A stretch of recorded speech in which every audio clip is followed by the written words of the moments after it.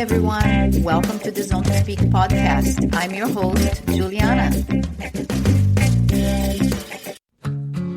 Hey, everyone. At Zone to Speak, I know how important it is to stay healthy, strong, and ready for every ride, workout, and adventure. That's why I'm sharing some amazing discounts on products I personally love, designed to support your health, performance, and overall well-being, whether you are an athlete or just looking to feel your best. Cyclist, their smart pump is a game changer. Compact, efficient, and perfect for keeping your tires road and gravel ready. It's also ideal for travel. You can take it on trips and skip the CO2 canister.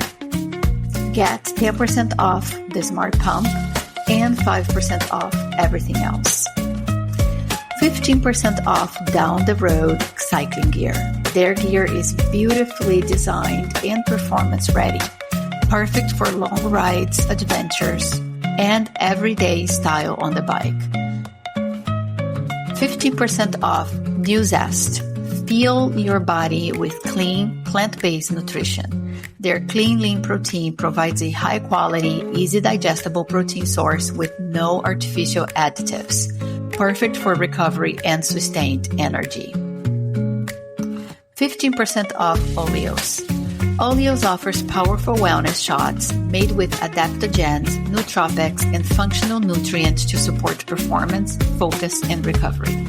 I take Oleos daily in the lead up to any of my races and have the pre-ride and recovery shots ready for the weekend's big training rides. If you are looking for a clean, effective boost, Oleos is it. 10% off Cold Aid. High-quality supplements to support your health, from multivitamins to probiotics, collagen, and more. I personally take the women's fermented multivitamin and creatine, and I feel great with them. No nausea, just steady energy and support for recovery and daily health. 10% off Clearly Not Coffee, a delicious coffee alternative made from functional ingredients like mushrooms, maca, cinnamon, and rhodiola. Designed to give you calmer energy, sharper focus, and immune support. Honestly, I can't live without it anymore. It's been such a boost of energy and has helped me navigate perimenopause with more balance and ease. 35% off Frey Skincare, made for active lifestyles. Designed for skin that sweats, their all-natural, vegan, and cruelty-free products keep your skin protected and fresh. I have been using Frey for about 10 years and my skin stays young and has never had a breakout since. You can find all the discounts listed in the episode description. Just use code ZONE2SPEAK at checkout to unlock the savings and let these incredible products support your health and performance. Now, let's get into the episode. Welcome back to Zone to Speak. Today, I am joined by Morgan Aguirre, a rising force in the gravel racing scene whose journey from casual cyclist to international competitor is nothing short of inspiring. Morgan's cycling adventure began in 2019 when she rented a bike with the goal of riding 50 miles. Encouraged by fellow Seattle resident and now World Tour rider Veronica Ewers, Morgan joined the Font Cycling Guild, marking her entry into competitive cycling. Her passion and determination led her to make a bold move to Girona, Spain, where she immersed herself in the European gravel circuit. Now racing full-time with Panormal Racing Team, Morgan has already claimed victories in the Gravel Earth Series, including wins at the Hills in Italy and Tierra de Campos in Spain. Her focus on mental resilience and embracing the unpredictability of gravel races has made her a formidable competitor. In this episode, I will explore Morgan's experience at Unbound Gravel 2025, her role in the dominant Panormal Racing Team, and her evolving mindset that has propelled her into new heights in the sport. Morgan, welcome to Zone to Speak. Wow, thank you for having me. What an intro. Better than I could have said it. Well, it's all you did. So congratulations to you and all your success. I was so happy when I saw your win at the Hills. A little bit muddy, but let me just rewind a little bit, if you can share how your cycling journey began back in 2019. What initially drew you into the world of bikes and what sparked the shift from casual riding into competitive racing? Yeah. Yeah. It's an interesting story, and actually one that I feel like is not all that unique, especially in the women's space. I think there are a lot of female cyclists that sort of came out of nowhere. That kind of, happened. I think a lot of women had jobs and were doing other things before cycling. So Yeah. much before cycling, I guess I was never an athlete. I would never have considered sports or considered myself athletic. In high Wow. school, in college, I was in mock trial and speech and debate, but I never played sports. It just wasn't something that came naturally to me, or maybe my parents didn't like encourage it. I don't know. But yeah, I rode horses and showed llamas, and that was kind of the extent of Wow. my like extracurriculars. That's nice, though. I love Yeah. horses and llamas. Yeah. Yeah. So not sport related, I would say. And then, like most people, went to university, graduated, and moved to Seattle, Washington for work, and was working. And it's funny because I actually don't feel like I don't say it all that often, but technically, where the cycling thing sort of started, I had just started running. My dad had run a marathon for the first time in his life, and I decided, well, he's old and he ran a marathon, so like maybe I I can can do do it. it. Yeah. And it was funny because at the time I thought like going under 4 hours for a marathon like that for me was like, oh, that's fast. And then I moved to Girona and I'm like, oh God, that was not that fast. But for someone working full time and who had no previous athletic background, I was like, okay, that was my goal. And so I had started running some and training for that. And yeah, enjoyed it enough. And it was actually a breakup at the time with a boyfriend who did ride bikes in a very casual way.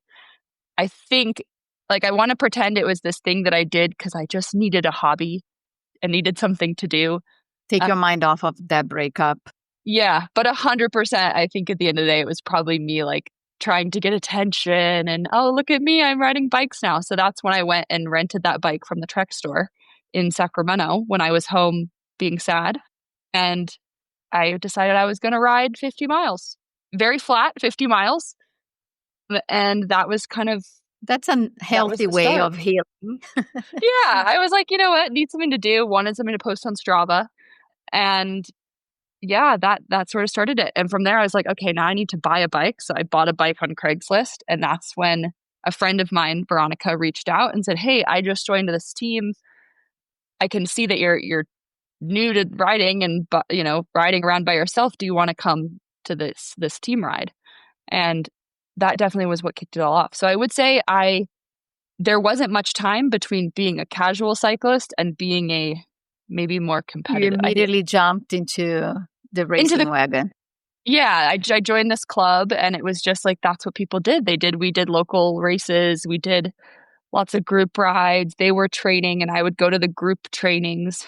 And having never played sports before, it was like a whole new having a team was like a totally new concept. And like I pretty quickly found a home with this team, and it was an experience I hadn't had before. So, yeah, things happened pretty quickly. Yeah. Well, look at you. Like you had the talent all along. It just needed something to spark. Yeah, yeah, I guess I needed someone to, and I think even when I first joined the team, I definitely spent like the first year getting dropped a lot, and I was by far not one of the strongest women on the team. And then I remember one day deciding like, I don't want to get dropped anymore. Like this sort of mental switch kind of flipped, and I Mm. was like, I think I can hang with, the other girls maybe. And yeah, having someone to tell you that you can and they believe in you is something I hadn't ever experienced. And And yeah, it's it so kind of changed. powerful. Just takes one person to say, hey, you got something here. Push it Totally. a little harder. And then you're like, what? Me? And Yeah, yeah. absolutely. And what made the big move from the US to Girona? Girona is a known hub for elite cyclists. What influenced that decision and how was the relocating to such a cycling centric environment impacted your growth, your training, and your perspective on the sport? Yeah. Yeah. So it was in 2022 that I, was it? Yeah, 2022 that I came to Girona in the winter.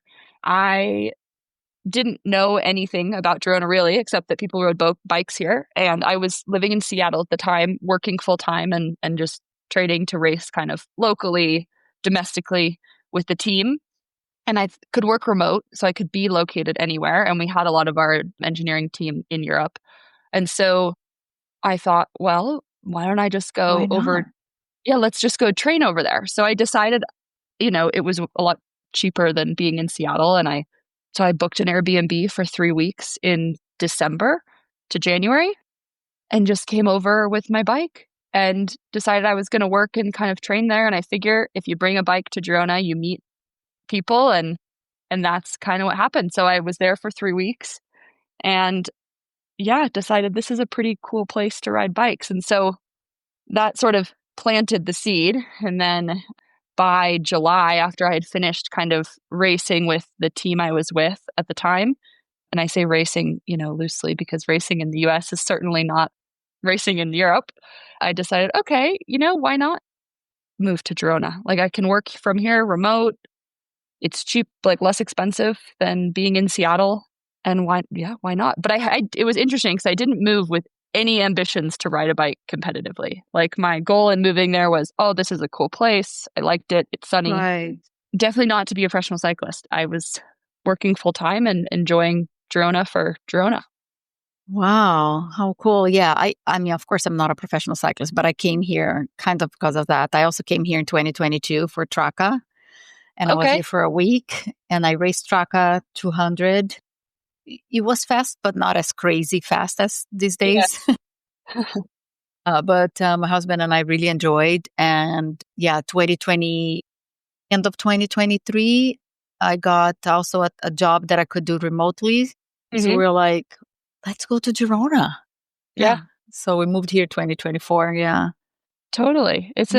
It's a good spot to be. And then I think, I'd never considered racing I didn't move here considering, I was going to race on the road because when I did move, obviously I was not at a level that was even a thought. I knew that the racing in Europe on the road was next level. And so I thought, oh, well, I could like join some of these gravel races that are around. And that's when I think my first one was Rancho when it was a UCI race. And at very end of 22, I think. Yeah. I think that's Yeah, the end of the season, right? That it one would have been closes the October. season. Yeah. Yeah, I think October maybe of And 22. what happened between moving to Girona and then, I mean, you're on one of the top gravel races in the world. Like, how did this happen? Well, that's such a crazy thought. Yeah, so I Rancho Gravel happened. That was my second ever gravel race at the end of 22 and I liked it. I, enjoyed it. I think I ended up maybe 5th or something overall. I remember being shocked and amazed by Danny Shrewsbury. I remember watching her like pass me with this group at like speeds I had never seen and thought, wow, she's so strong. This is crazy. So yeah, that was kind of my intro to gravel. And I just decided, you know what, I want to keep riding my bike. And it was actually in the middle of that year that I was laid off from work. And so I ended up with a good amount of severance at the time. And I thought, well, this is, severance to live in the States. I'm living in Girona. This is going to go a pretty long way here. And so that's kind of Yeah. when I decided, maybe I could ride my bike a little more and see what happens. And so I spent 2023, I think I did maybe 4 or 5 races and just was basically spending my severance money to go kind of ride my bike in some interesting places. And yeah, I don't think even in 23 I thought, oh, you could make money riding your bike. That still was not a thought I had. And then Wow. 24, at the end of 23, I ended up finding enough cycling and they were willing to support me in my cycling. It was obviously not paid, but I was at least not spending all of my Yeah. own money to go That's race. nice. You had the Someone was bike, the kids, and then support traveling. support traveling. Exactly. Great. And so that was kind of my goal. 24 was like, 23 was me spending all my own money. 24, I was like, okay, maybe I can find someone to pay for some of my travel. And then this year at 25, I really decided, okay, maybe I can pay my rent riding bikes. I wouldn't say, the goal was to have any excess, but it was, can I cover my living expenses? And so it's definitely been a steady, kind of progression that I don't think I ever planned. I don't think in 2023 I could have ever thought of myself being here. But now I'm really trying to think about, hey, what does 26 look like and 27? And now I really am trying to make plans. Yeah, I think you should, because you're doing really, really well. And what a blessing that layoff was, right? Put you Yeah. on a completely different path. Yeah, absolutely. I think about that sometimes. Also, the renting the bike from the Trek store. I mean, had I not broken up with that boyfriend, I don't think I would have ever touched a bike. I don't think life would look very sometimes we different. don't. I mean, not sometimes. I think most of the time we don't have the big picture. And then when you look back, it's like, oh my God, everything makes so much sense. Yeah. Yeah. And it's Right? crazy to think how that one little thing or one It's thing a catalyst for something huge. Yeah. everything. Yeah. Yeah. Crazy. Let's talk Unbound. So Unbound Gravel is one of the toughest races in the world, gravel races, I should say, mentally, physically. After facing a mechanical setback in 2024 edition, how did that experience shape your mindset and preparation leading into 2025? Yeah. I think, yes, last year was definitely a bit of a bummer, but I also didn't go into the race last year with many expectations. I had broken my wrist at the Traca, and Oh, yeah, so I wasn't in a place as far as training or really mentally to have many expectations of the race. So I would say, regardless of mechanical, which was unfortunate to not be able to finish the race, I definitely wasn't going in with, top form by any means. And so this year I thought, again, it's funny. Unbound for me has never been a race that I thought this is I want to peak for this race. This is it. Because for me, 200 miles just seems like way too long to ride a bike. But I'd also never done it. So I guess I didn't know. And I think I, even this year, went in with not too many expectations. I think my goal was to kind of keep things simple, not overthink. I think the weather we were really unsure about. And so I guess my goal was to sort of be okay with the unknowns, which is something that I'm not great at, and sort of embrace the unknown. And yes, know the key parts of the course, practice the feed zone, know how that stuff is going to work. But at the end of the day, Unbound is such an unpredictable race that it's sort of being comfortable with not knowing what's going to happen. yeah. And what about this year's race? What stood out to you the most? And whether it was a breakthrough moment or a major challenge? I mean, you were doing really well, finished top 10. Yeah. And, it's a very tough field out there. So congratulations. Tell me a little bit about how did this year go for you? Oh, yeah. It was really interesting. So as an American, it's interesting to me because I started racing gravel in Europe. So it's funny because, the U.S. is kind of the home, or we like to say the home of gravel. But I actually started racing in Europe. And so I'm not super familiar with how races are raced in the U.S. or the competitors there. So again, sort of adding to the unknowns. Going into the race, though, I knew some key spots, and it was a bit of chaos. There was, a big group. We had some crashes, but I knew that when the pace went up going through Eskridge into Divide Road, which I guess at the time I didn't know Divide Road was Divide Road. Now I know what it's called and quite how crazy it can be. But I knew going into Eskridge that there was going to be a fight for the top. And so once the pace started to go up, because Cecily, one of my teammates, was on the front, I tried to make sure I could get up ahead as far as I could. And unfortunately, still ended up behind a crash. It's funny, I was talking to Rosa about this the other day, trying to figure out what exactly it was that happened, but someone crashed, and I think their bike landed across the double track we were on. So then Rosa crashed, and then I crashed over her, and I think maybe G crashed next to us. But I'm not sure exactly who it was or what happened. But all of a sudden we were on the ground and, got back up pretty quickly, as happens shifters were a little twisted, move things around. And we went. And that was the moment when Cecily and Carolina got a gap and took off. And it was a very well-timed, smart move. And they knew the course and when to make that move and did it perfectly. So by the time we sort of all collected ourselves, we were maybe a group of 8 or 10. And we were rolling with some good speed for a little bit. And then, I mean, no, all of a sudden, people decided they didn't want to bring it back. I mean, I was quite shocked at the lack of interest in bringing that pair back, because I think at the time I didn't realize that Lauren Stevens was with them.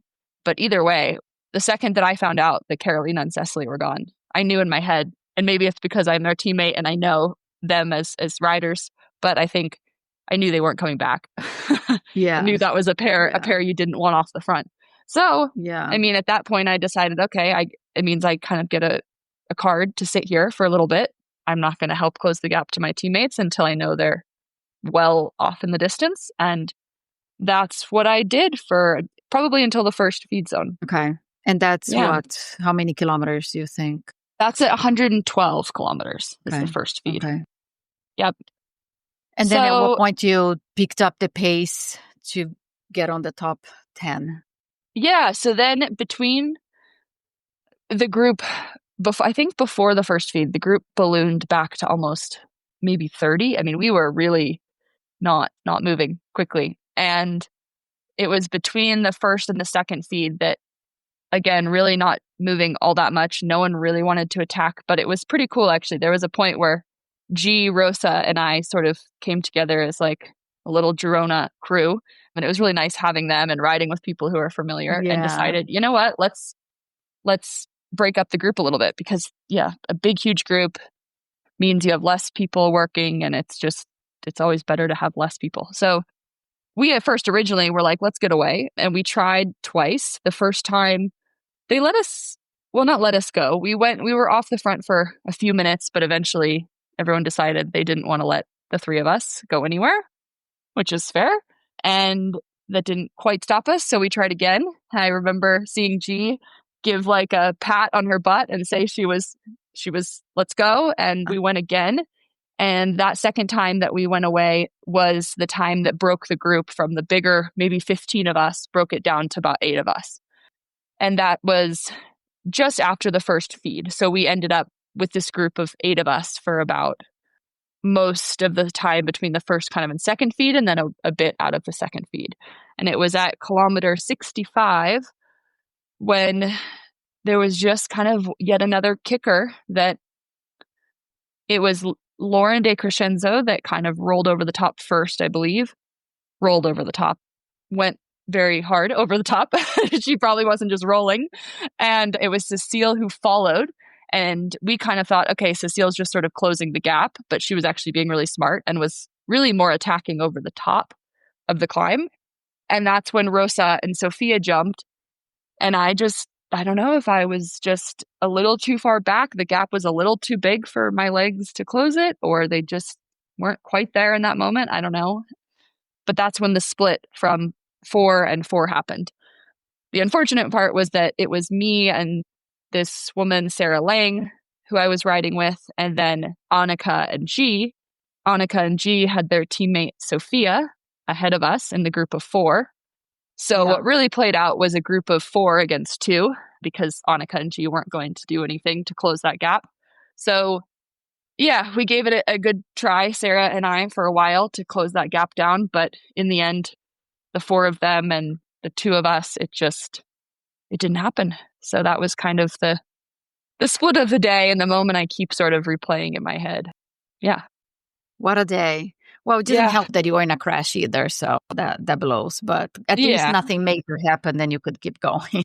Yes, yeah. And I think, I know there's a lot of talk now about like, the crashing at Unbound and all of that. And I think, yes, I did get lucky. I mean, I was able to get back up and twist my bars and keep going.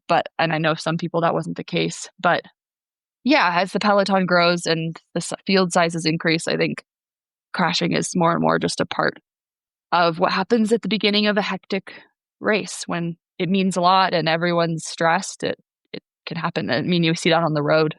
obviously quite a lot. And you mentioned you started racing in Europe.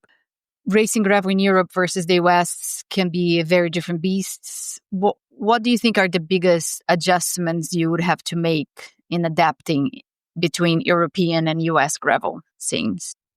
Yeah, I think the distance is very different. I think there are a lot of longer races in Europe, but a lot of these, like especially the UCI races, tend to be much shorter, punchier races compared to what you sort of see over here.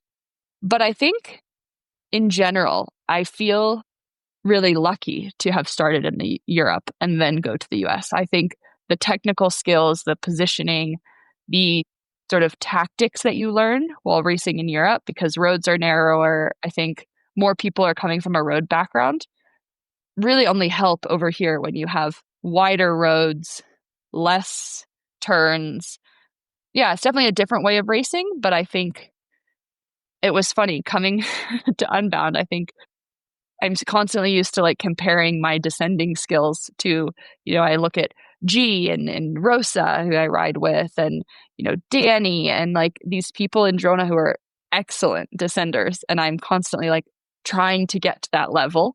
And then I come to the US and I'm like, I'm oh, good at this. I'm I'm really pretty good. good at descending. Yeah.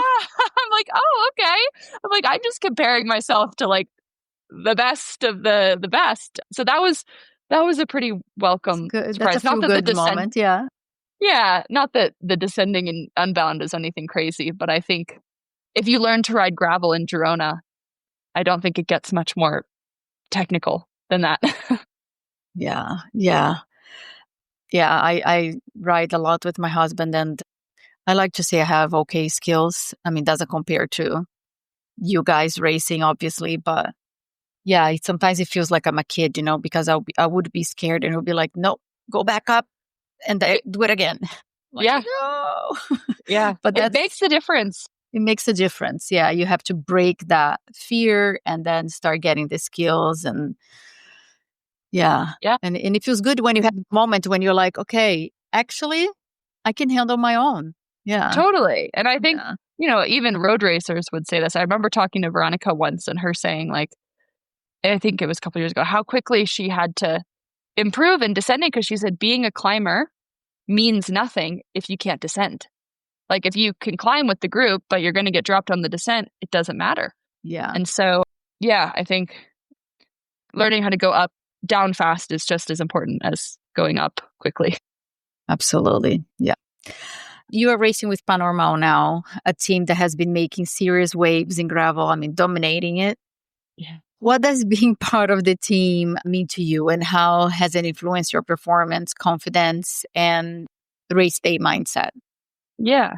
It's been great. I mean, it's very cool to be in an environment where everyone is kind of trying to do the same thing, but in a way that, like, I know from the outside, I feel like there's sort of this air of like, oh, it's Paz Normal, like it's the Paz racing team. I don't know. I think sometimes you get sort of that vibe, and I think I've been really pleasantly surprised in that, like, just the lack of like competitive nature between each of us. I think all of us at the end of the day, obviously, are competitive people and we're all racing for results, but being able to like support each other in however the race plays out and be really excited for each other's success is really nice and something that has been great. And learning from people, like I think, me being newer to sports, I have a lot to learn. And like, someone like Mads Wirtz Schmidt, like he's been really helpful in things like nutrition and how to fuel and how to eat before a race. And, those are all things he learned from the world tour and things like that. So having the experience has been awesome. And I've learned a lot pretty quickly. That's really good. And it's really good to hear that there is this camaraderie between all of you, despite obviously the competitive nature. Yeah, totally. That's Absolutely. And how is living in Girona? Like, has anything changed? I mean, you started here, so I guess nothing really changed. But what is your day to day as an athlete here? Yeah. Girona is, I think sometimes I take it for granted, especially I'm now in Utah, up in Park City at altitude for a couple weeks. But I think even being here, I realize there are things I take for granted riding in Girona.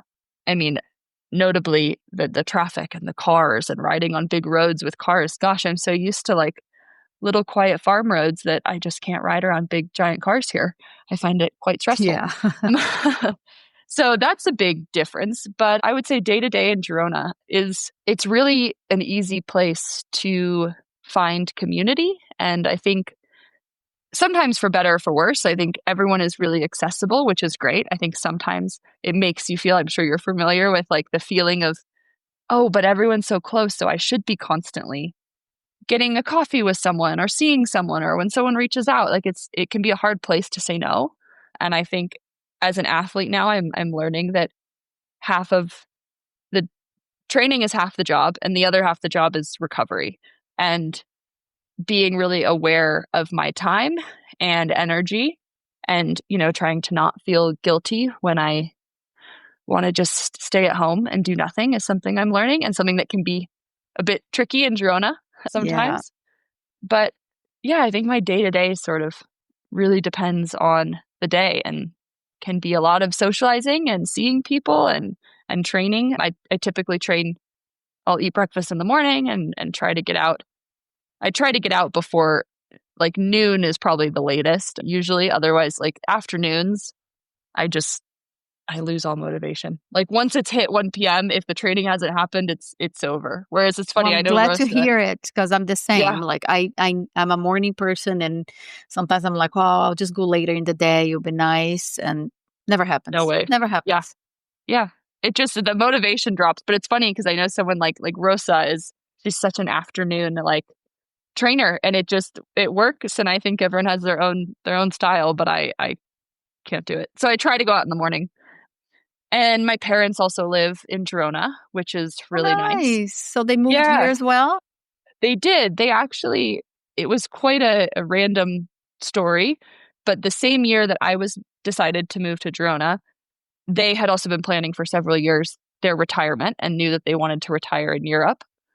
And I was in Girona at the time and they were in Portugal when they realized, we don't really want to be in Portugal. We think actually maybe we want to be in Spain. So they started looking at different cities to move in Spain.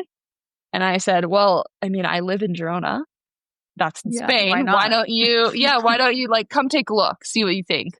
And yeah, they've been here for the last 2 years now. So that's Cool. pretty Well, fun. that's nice to have family Yeah, close super by. nice. Yeah. When I don't want to cook dinner or I need Oh, a dog sitter. I can dog sit too. Yeah. Oh, there you go.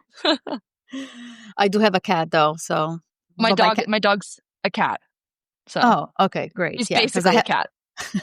my cat is basically a dog because I also have a dog. So There you go. he has the dog personality. Yeah, Yeah. Those are the best kind of cats. yeah, love it. Yeah, he's more of a dog than my dog, which is Oh, funny. that's funny. I always tell Yeah, people, I'm like, I really I'm not a huge cat person. I don't dislike cats, but maybe I'm not passionate enough to own a cat. But I've always said I like cats that are like dogs that like want to hang out and cuddle. yeah, And I don't know, there are some cats yeah, that don't really want to hang out much. yeah, yeah. Those are hard. They hide. Or like, I want cuddle. That's why I have a Yeah. pet. Yeah, exactly. So you have also had standout performances in the Gravel series. Are there any races or wins in that series that meant the most to you personally, and why? Yeah. I think the hills obviously was a big Yeah. one. That I think for a lot of reasons was probably my first win in a bike race. And so that felt really good. And I think kind of helped with a lot of maybe confidence that I needed. I also think the conditions made it even more special because it was such a crazy day. Yeah, it was gnarly. Yeah, it was wild. And I think, yeah, that was a big one. But then even going into, the UCI Monaco race after that, I just still remember thinking like, I don't know, I don't know that I had this confidence that I should have going in. And that was fun because Mads and I both went together and he's much better at being confident than I am. And we both said the day before, I said, okay, we're going to win. Let's win the race, the both of us for cause. And And we did, and that was kind of fun. So that was nice as well. But yeah, I think I've got some more work to do. Well, I think you're starting to see results, and very happy for you. You train with John Wakefield, right? Yes. Yep. That's correct. He's been on the podcast as well. It's an amazing Oh, guy. awesome. Yeah. Yeah. How is it training with him? He's such a funny guy, but is he like a super tough coach? Yeah. It's funny because I won't say that I have a ton of experience with coaches to know, one versus the other, but I obviously really enjoy working with him, and I trust him, and, trust what he puts in the plan is the thing to do. It's worked so far. But yeah, John's definitely he's definitely a no bullshit kind of guy. Like if you need a Yeah. little fluff around the edges, that's probably not him. I think he's just Nope. too busy for it. But no, he does a very good job trying to keep my head screwed on straight. And it's been interesting because I think with him, I've learned how to train. I think before I had a coach for about a year before, and I did a lot of every interval session was like max efforts. We're always trying to get Wow. PRs. We're always, Wow. and so I think John was the first person to teach me that you don't need to go full gas in every effort. Like intervals don't need to be this Yeah. scary thing. And I think I do a lot more recovering. And then the efforts that I do, I'm able to do at a higher intensity.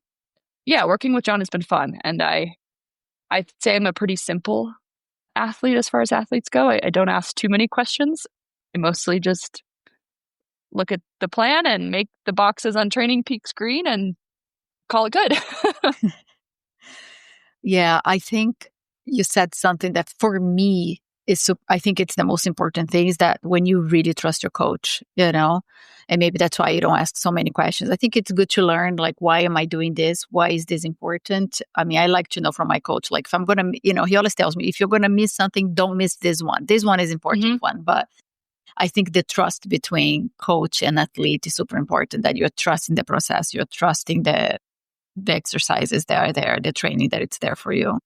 Definitely. Yeah. And I think maybe if I wasn't having success, maybe I would feel differently. But I think at this point, he knows what he's doing. Obviously, he works with people much more talented than I, and I wouldn't say that, just different. at a much higher level. And so I think, I can trust that if he's out there stringing together world tour wins, that he can help me with my gravel racing. And so, yeah, it's been good. Sometimes cycling can be isolating. It's a solo sport. I know you have a team and you have your parents here. Are there any other community and emotional support system that you have built around you to stay grounded?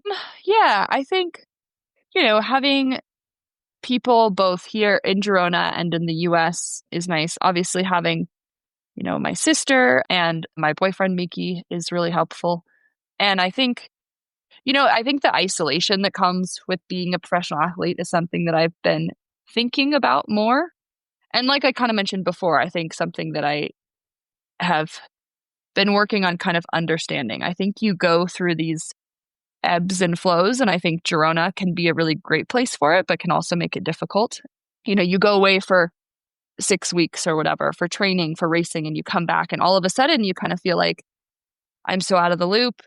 I don't know. Like, it's very easy to all of a sudden feel like, oh, I have no friends. I know no one. I'm out of the loop. What's going on? And then you jump quickly back into that community, and it's easy to find it again. But I think as an athlete, you go through these ebbs and flows of, you're out, you're racing, you're traveling, and it's hard to keep up communication with everyone or feel like you're sort of socially in the group. And then you come back and all of a sudden it sort of changes. So that's been interesting to kind of learn about, is that it's not just me that feels that way, but everyone kind of goes through these ebbs and flows when you're training, you're traveling, you're trying to recover, and then also trying to maintain friendships and social life. Yeah, it's a balance, and I think you just learn by navigating it and find what works for you. Yeah, and I think just not getting in your head about, and I've even talked about this with friends. I think not getting in your head about the fact that, like, know, all of a sudden everyone hates me. Like I feel like maybe it's me, but I feel like I can get into that space where like, oh no, I haven't seen these people in so long. Like all of a sudden I'm like, I have no friends and no one likes me. And then, you talk to someone like, what? Like what? That's a weird thought. But it's, you've been gone, you've been away, like you haven't had that connection. Yeah. And I think it's normal, I think even sometimes myself, I'm so busy and then I'm like, I'm a good friend. Don't drop me. Yeah. Yeah. Yeah. But it Yeah. happens to everyone. And I think everybody knows that everybody's life can get super busy and it comes and goes in different waves. Yeah. Yeah. And I think, again, Girona is a good place to find, it's easy to find different groups of people too. Like one minute you're hanging out with, I think also maybe the hard part about Girona is that because there are so many athletes there, everyone is on a different sort of schedule. And you really feel those ebbs and flows of like, okay, in the summer, everyone is gone. But then all of a sudden in the winter, people come back. And then, world tour, the racing starts, and then everyone's traveling. So it's kind of a hard place to keep track of people. Yeah, it's true. It's true. Yeah. And looking ahead, this season still and next season, what's on your radar? Are there any specific races, goals, any even personal milestones you are especially excited about? Yeah, I think, I feel like we've kind of reached that sort of halfway point in the season.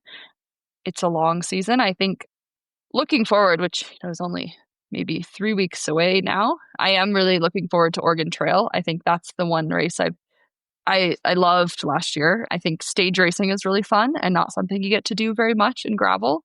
Love and that, yeah. Yeah, it's a lot of climbing, which I really enjoy. And yeah, that'll be a cool race. I also am really looking forward to just finishing out the Earth Series strong, and that's definitely a goal of mine. So between the Rift and the Rancho Earth Final, there's still some work to be done there. And then mixing in some UCI races.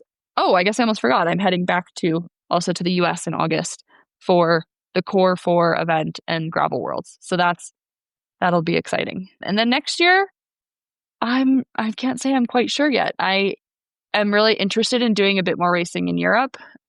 And I've mentioned a couple times, but the Lifetime Grand Prix is something that does interest me. It's kind of this like what I've sort of seen as like the golden, or my guiding star a little bit in gravel. Like it was like when I first started riding bikes, that had just started, and I thought like, oh, that's cool. Like that's something to aspire to.